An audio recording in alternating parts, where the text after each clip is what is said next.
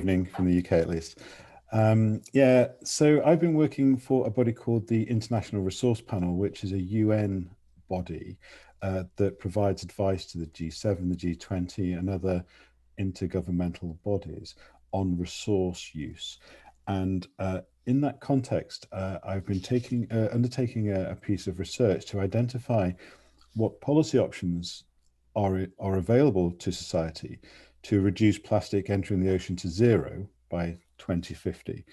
And when you start to look at that question, it becomes obvious very quickly that the existing policy framework is inadequate to deliver that outcome.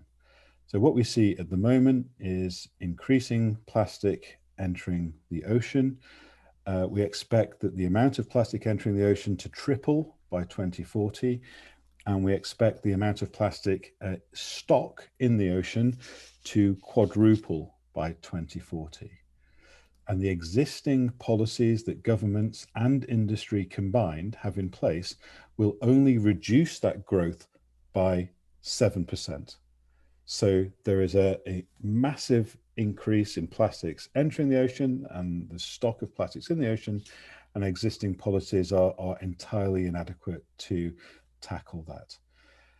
What we see, however, are a lot of public statements by politicians, a lot of public interest in plastics, and it would be easy to imagine that a lot of effort was being made by governments and by industry to tackle the plastics pollution. But it seems in reality that just isn't the case, and the problem, if anything, is worsening rather than improving. And the policy situation is worsened by individual policies being very piecemeal. So banning plastic bags or earbuds or microplastics in beauty products is great to some extent, but it doesn't solve the problem. The problem is about producing too much plastic.